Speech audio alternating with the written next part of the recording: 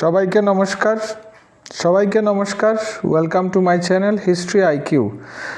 আজকের এই ভিডিওতে আলোচনা করব পবিত্র রোমান সাম্রাজ্য ও পোপতন্ত্র এবং ক্রুসেড। এই চ্যাপ্টারটা বিশ্ব ইতিহাসের প্রেক্ষাপটে পিজিটি হিস্ট্রির জন্য খুব গুরুত্বপূর্ণ। এবার যে পিজিটি হিস্ট্রির জন্য সবচেয়ে গুরুত্বপূর্ণ। এটা মূলত ইউনিট 3 থেকে রয়েছে। এখানে কয়েকটি গুরুত্বপূর্ণ প্রশ্ন অর্থাৎ 50টি প্রশ্ন নিয়ে আলোচনা করব। তাহলে দেরি না করে শুরু করা যাক। Welcome to my channel history IQ. 50টি গুরুত্বপূর্ণ প্রশ্ন নিয়ে আলোচনা করব।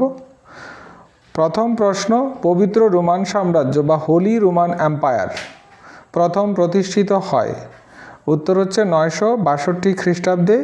এই 962 খ্রিস্টাব্দে পবিত্র রোমান সাম্রাজ্য প্রতিষ্ঠিত হয়। প্রথম অটো 962 সালে পবিত্র রোমান সম্রাট হিসাবে অভিষিক্ত হন। এখান থেকে রোমান সাম্রাজ্যের সূত্রপাত হয়। হোলি রোমান এম্পায়ার শব্দটি বলতে আমরা কি বুঝি, শব্দটির অর্থটা কি, এখানে একটু দেখে নেবে শব্দের অর্থ কি। এই জায়গাটা একটু ভুল রয়েছে। খ্রিস্টীয় ধর্মের প্রভাবিত ইউরোপীয় সাম্রাজ্য, মানে খ্রিস্টান ধর্মের প্রভাবিত ইউরোপীয় সাম্রাজ্য। এটি মধ্য ইউরোপে জুড়ে বিস্তৃত একটি রাজনৈতিক কাঠামো ছিল যা ধর্ম ও রাজনীতির মেলবন্ধন। পবিত্র রোমান সাম্রাজ্য কোন অঞ্চলে কেন্দ্রীভূত ছিল? উত্তর হচ্ছে জার্মানি। ব্যাখ্যা: জার্মান অঞ্চল ছিল এই সাম্রাজ্যের কেন্দ্রবিন্দু। নেক্সট হচ্ছে পোপতন্ত্র বলতে কি বুঝো? আমাদের মনে রাখতে হবে পোপ হচ্ছেন খ্রিস্টান ধর্মজগতের সর্বোচ্চ ধর্মীয় শাসন, যেখানে পোপ প্রধান। পোপ ছিলেন ক্যাথলিক চার্চের প্রধান, যিনি রাজনৈতিক ক্ষমতাও অর্জন করেন। পবিত্র রোমান সম্রাট ও পোপের মধ্যে ক্ষমতার দ্বন্দ্বকে কি বলা হয়? Investiture controversy. পাদ্রি নিয়োগে পোপ এবং সম্রাটের দ্বন্দ্ব ছিল এর মূলে। প্রথম ক্রুসেড সংগঠিত হয়েছিল কবে? 1096 খ্রিস্টাব্দে। পোপ আরবান II জেরুজালেম দখলের আহ্বান জানান প্রথম ক্রুসেডে।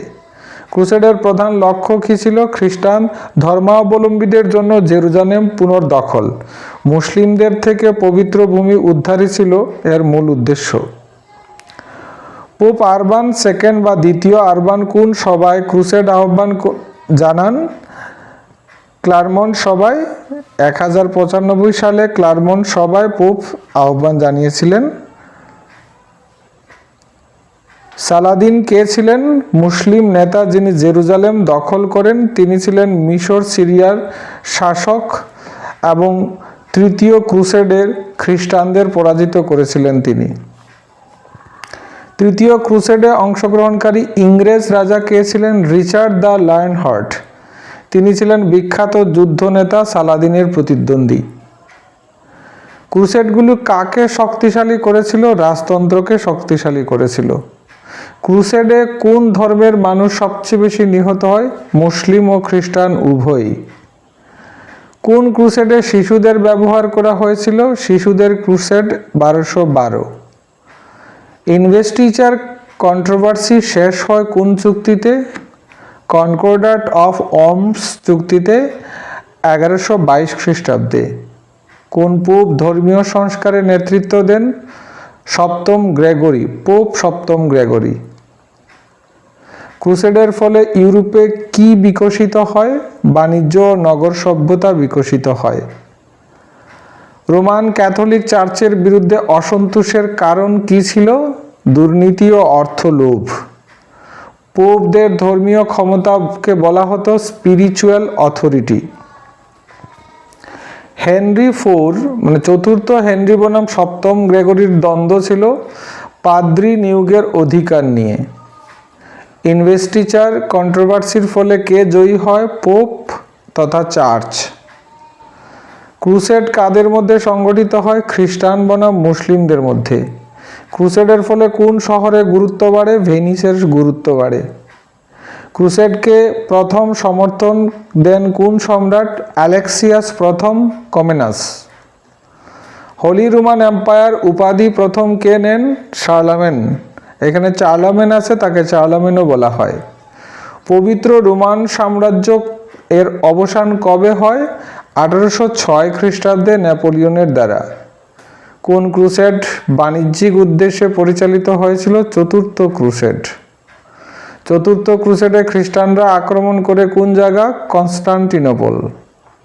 পবিত্র ভূমি বলতে বোঝায় জেরুজালেম ও তার পার্শ্ববর্তী অঞ্চলকে। ক্রুসেডের পরে ইউরোপীয় জনজীবনের পরিবর্তন আসে কিসে? শহর, বাণিজ্য, শিক্ষার অগ্রগতি ঘটে। মুসলিম দিক থেকে ক্রুসেডকে দেখা হয় কিভাবে? আগ্রাসী যুদ্ধ হিসাবে। পবিত্র রোমান সাম্রাজ্যের শাসক ছিল সম্রাটের নামমাত্র কর্তৃত্ব, বাস্তবে স্থানীয় শাসকদের প্রাধান্য ছিল। কোন ধর্মীয় আদেশ ক্রুসেডে অংশ নেয়? নাইটলস টেম্পলার। ক্রুসেডের ফলে পোপের প্রভাব প্রথমে বাড়ে এবং পরে কমে যায়। পবিত্র রোমান সাম্রাজ্যে নির্বাচিত হন নির্বাচক রাজকুমারদের মাধ্যমে। কোন ধর্মীয় আদেশে মুসলিমদের বিরুদ্ধে প্রচার চালায়? টিউটনিক নাইটলস। জেরুজালেম দখল হয় কোন ক্রুসেডে? প্রথম ক্রুসেডে। ক্রুসেডের সময় মুসলিমরা নেতৃত্ব দেয় কোন সাম্রাজ্য থেকে? আইয়ুবী সাম্রাজ্য থেকে। ক্রুসেডের ফলে কাদের অবনতি ঘটে? সামন্ত শ্রেণী, অর্থাৎ এর ফলে মধ্য ইউরোপে, পশ্চিম ইউরোপে সামন্ততন্ত্রের অবসান ঘটে। পবিত্র রোমান সম্রাটদের কাইজার বলা হতো কোথায়? জার্মানিতে। পোপ দ্বিতীয় আরবানের বিখ্যাত আহ্বান কি ছিল? ডেয়াস ভল্ট, ঈশ্বর তা চান। ক্রুসেডের ব্যর্থতা প্রমাণ করে ধর্মের নামে যুদ্ধ ফলপ্রসূ নয়। ইনভেস্টিচার কন্ট্রোভার্সি প্রকাশ করে চার্চ বনাম রাষ্ট্রদ্বন্দ্ব। পবিত্র রোমান সাম্রাজ্য একক রাষ্ট্র ছিল না, বরং রাজ্যগুলির সমষ্টি ছিল। ক্রুসেডে খ্রিস্টানরা সবচেয়ে বেশি সাফল্য পায় কোন ক্রুসেডে? প্রথম ক্রুসেডে। পোপ ইনোসেন্ট তৃতীয় কি করেন? চতুর্থ ক্রুসেড আহ্বান জানান। জার্মানির কোন শহরে পোপ ও সম্রাটের দ্বন্দ্ব শুরু হয়? কানুসা শহরে। ক্রুসেডের অন্যতম পার্শ্ব প্রতিক্রিয়া কি ছিল? মুসলিম খ্রিস্টান সম্পর্কের অবনতি ঘটে। পবিত্র রোমান সাম্রাজ্য কত বছর স্থায়ী হয়েছিল? 850 বছর, 962 থেকে 1806 খ্রিস্টাব্দে নেপোলিয়নের দ্বারা। ক্রুসেডের শেষে ইউরোপের সবচেয়ে লাভবান শহর কোনটি ছিল? ভেনিস। শেষ প্রশ্ন, ক্রুসেড ধর্মীয় অনুশাসনে কি ছিল? সামরিকীকরণ করা ছিল। এই ছিল আজকের ভিডিও, 50টি প্রশ্ন। তোমরা নিশ্চয়ই এই প্রশ্নগুলি থেকে উপকৃত হবে। উপকৃত হলে অবশ্যই ভিডিওটা লাইক, শেয়ার এবং সাবস্ক্রাইব করবে। অবশ্যই যারা চ্যানেলে নতুন আছো সাবস্ক্রাইব করবে। তাহলে দেখা হচ্ছে পরবর্তী ভিডিওতে। ততক্ষণ পর্যন্ত সবাই ভালো থাকবে। সবার পরীক্ষায় সাফল্য কামনা করি। জয় হিন্দ, বন্দে মাতরম। সবাই ভালো থাকবে। নমস্কার।